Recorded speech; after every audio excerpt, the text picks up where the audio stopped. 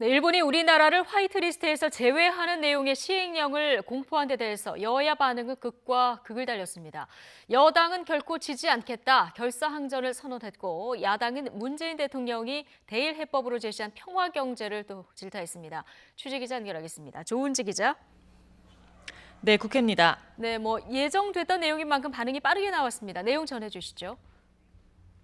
네, 민주당은 이재정 대변인 명의의 논평에서 아베 내각의 비이성적 경제 침략과 보복 행위를 강력히 규탄한다면서 우리 기업에 미칠 파장을 최소화하기 위해 노력해 이번에는 결코 일본에 지지 않겠다고 거듭 강조했습니다.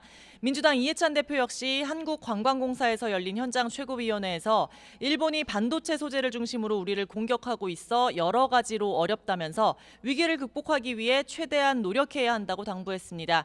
이 대표는 일자리 창출 효과가 높고 직접적인 소비자 활동 영역이라면서 관광산업 활성화를 강조했는데 특히 한일 갈등이 관광산업에 미치는 영향을 집중적으로 살폈습니다.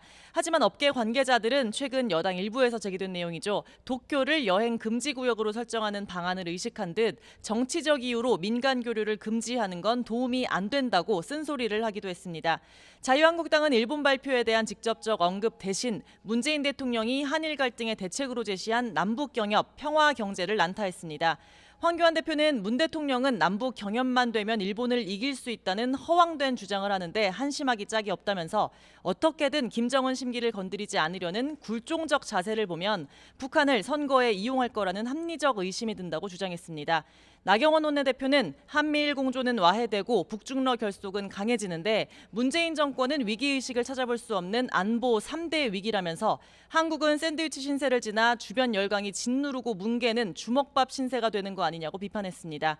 바른미래당 손학규 대표 역시 북한의 기술 경쟁력은 차치하더라도 미사일로 위협하는데 남북 평화 경제를 말하니 어처구니가 없다면서 민족 감정만 앞세울 게 아니라 국익을 지키고 키우는 게 과제라고 지적했습니다.